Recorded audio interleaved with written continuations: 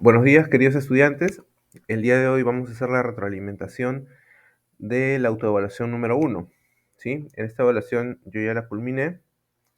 Vamos a ver las diferentes preguntas con sus respectivas respuestas. Nos dice, permite la comparabilidad de la información financiera de una entidad en diferentes periodos contables y en relación con otra.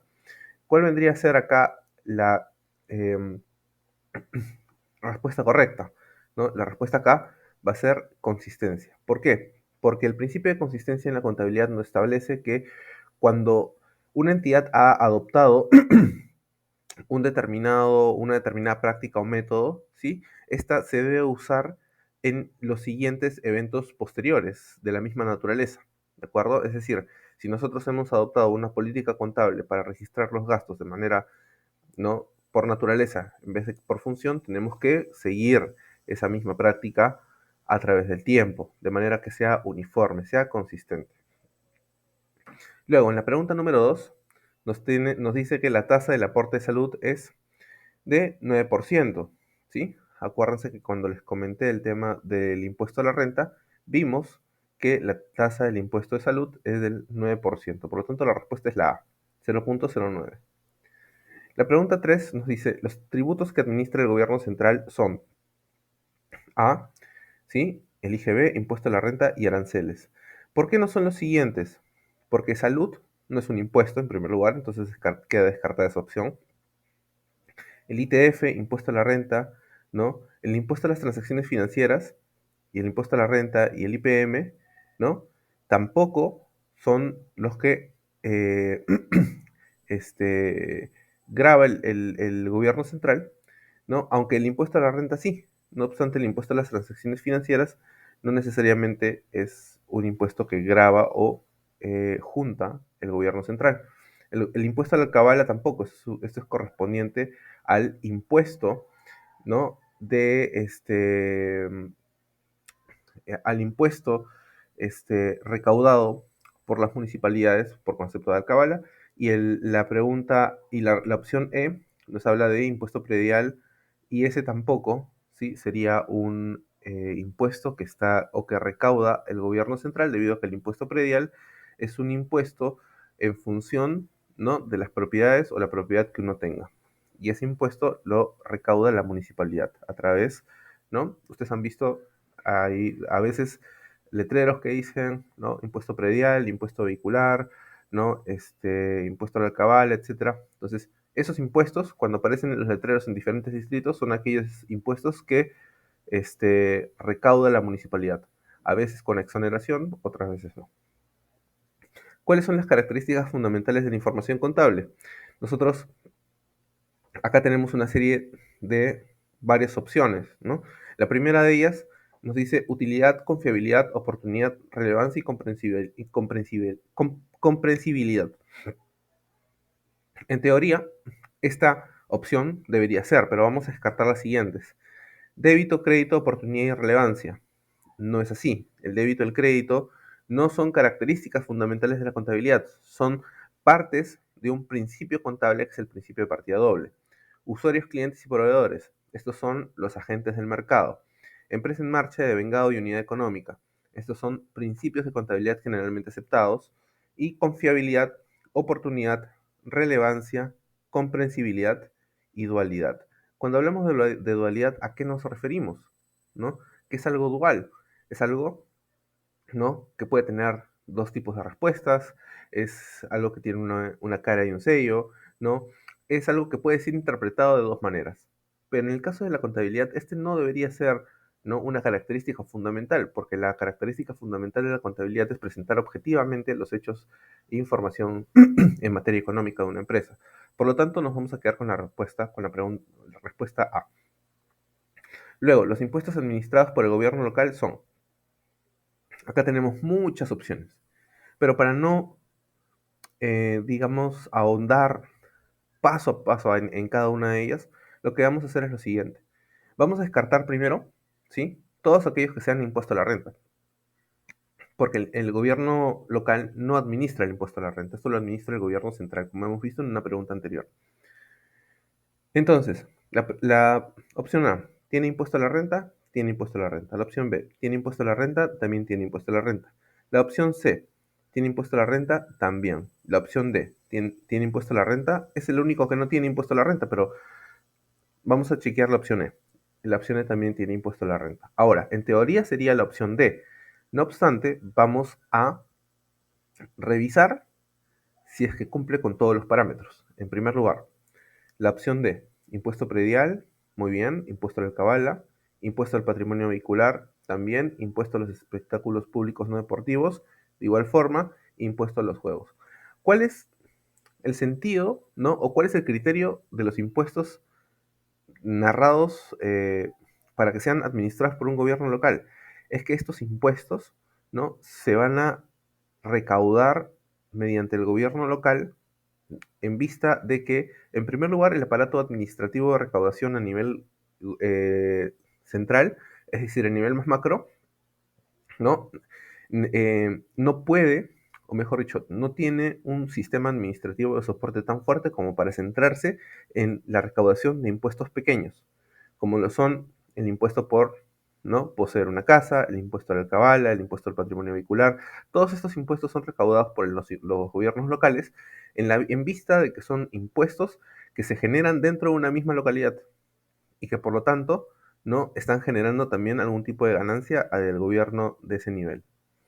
Pregunta 6. Se conforma por una serie de elementos tales como normas de registro, criterios de contabilización y evaluación, así como formas de presentación y revelación de la información financiera. Esto corresponde a... Vamos a descartar.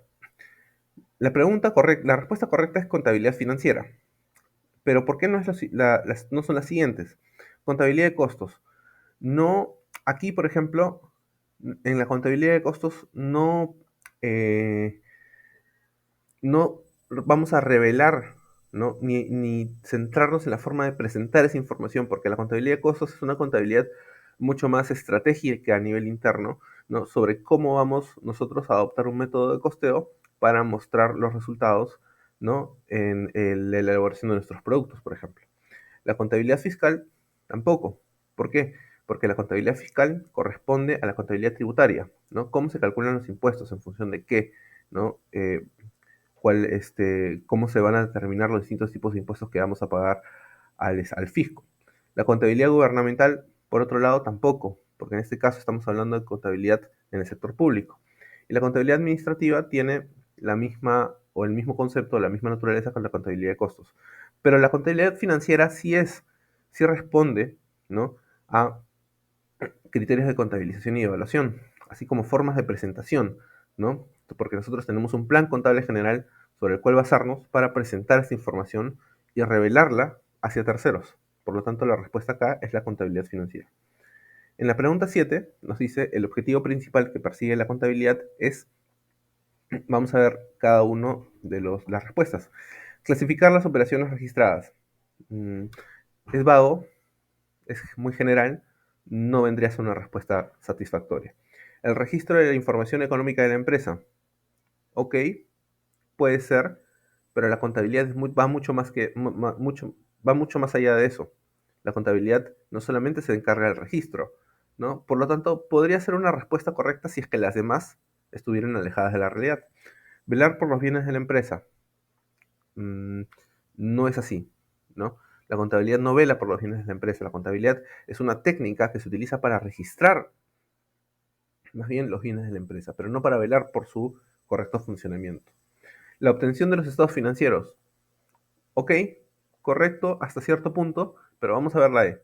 Proporcionar información que permita la toma de decisiones. Ah, esta vendría a ser la característica fundamental que persigue la contabilidad. Porque clasificar las operaciones registradas, ok, a nivel muy básico, ¿no? De igual forma, la B. La D es la obtención de los estados financieros. Ok, este es un, digamos, paso intermedio, pero el paso final, el objetivo principal, ¿no?, es que estos estados financieros sirvan como medio de proporción de la información que permita tomar decisiones. Por lo tanto, acá la respuesta sería la E. La pregunta 8 nos dice, ¿a quiénes se les hace la retención de quinta categoría? Esto lo vimos en el impuesto a la renta, ¿no? A trabajadores dependientes. Sabemos que a trabajadores independientes se les hace la retención del impuesto de cuarta categoría, a las empresas el impuesto, ¿no?, a la renta de acuerdo a su nivel o a su clasificación dentro de su régimen tributario, ¿no? A trabajadores dependientes e independientes, esa no es, porque agrupa a ambos, ¿no? Y a trabajadores con locación de servicios, esa es cuarta categoría. La pregunta 9 son, ¿cuáles son los conceptos básicos de la información contable? Acá tenemos, de nuevo, mucha información, pero si nos damos cuenta, y lo que estamos estudiando eh, en estos, digamos, en estas 4 semanas correspondientes a contabilidad, es que los conceptos básicos de información contable no son, digamos, devengado o realización, porque esos son conceptos mucho más específicos. Pero ¿de qué estamos hablando cuando hablamos de información contable? En primer lugar, estamos hablando de cómo ver esa información en un momento determinado y a ese momento determinado le llamamos estado de situación financiera, por lo tanto hablamos de activo, pasivo y patrimonio. Pero a su vez, la empresa no solo se compone de estos 3 elementos, sino se compone también de ingresos y gastos, que dan como resultado, ¿no?, una ganancia o pérdida que la va a asumir el socio a través del patrimonio. Entonces, teniendo estos 5 conceptos, lo que vamos a hacer es ir a la respuesta. La respuesta entonces acá sería la D. Porque cuando hablamos de ganancias y pérdidas, estamos hablando de un resultado. Cuando estamos hablando de capital, dividendos y activos, ¿no?, estamos hablando, aquí en capital y dividendos, estamos hablando de patrimonio. Entonces, estamos dejando de lado otro tipo, ¿no?, una tipología, una taxonomía mucha más que englobe, ¿no?, a otro tipo de conceptos. Entonces, acá la respuesta sería la de activo, pasivo, patrimonio, ingresos y gastos. Y finalmente, ¿no?, los del nuevo RUS, ¿no? O sea, o las empresas del nuevo RUS pueden emitir comprobantes de pago como facturas o boletas de ventas o tickets. Sabemos que no, porque el nuevo RUS es el régimen más básico. Boleta de venta, guías de remisión, tampoco. Factura o ticket, tampoco, porque recordamos que la factura la pueden emitir recién a partir desde regímenes superiores. La boleta de venta o factura, tampoco, pero sí pueden emitir tickets o boletas de venta que sirvan como comprobantes de pago. ¿Ok? Entonces, todos aquellos que digan facturas, ¿no?, o guías de remisión, no van a ser considerados dentro de la respuesta a esta pregunta, haciendo que la respuesta correcta sea ticket o boleta de venta. Muy bien. Este ha sido el breve resumen de la autoevaluación. Espero les haya podido servir, ¿no? Digamos, como primer repaso de conceptos, es algo que